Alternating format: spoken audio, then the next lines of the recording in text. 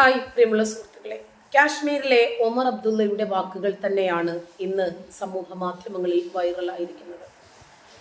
നരേന്ദ്രമോദിക്കെതിരെ എന്തു പറഞ്ഞാലും അത് ബൂമറാങ് പോലെ തിരിച്ചു വരും. അതുകൊണ്ട് അദ്ദേഹത്തിനെതിരെ അദ്ദേഹത്തിന് കുടുംബമില്ല, അദാനി അംബാനി കൂട്ടുകെട്ട്, ഇങ്ങനെ കുറെ കാര്യങ്ങൾ ഞങ്ങൾ പടച്ചുവിടാൻ ശ്രമിച്ചപ്പോഴെല്ലാം അതെല്ലാം വോട്ടാക്കി മാറ്റുന്ന തന്ത്രമായിരുന്നു നരേന്ദ്രമോദിക്ക് ഉണ്ടായിരുന്നത്.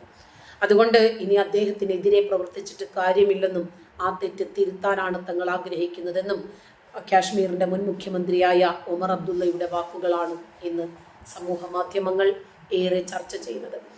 6 വർഷത്തോളമായി കേന്ദ്രം നേരിട്ട് നിയന്ത്രിക്കുന്ന ജമ്മു ആൻഡ് കാശ്മീരിലെ തെരഞ്ഞെടുപ്പ് ഇത്തവണ എല്ലാവരും ഉറ്റുനോക്കുന്നുണ്ട്.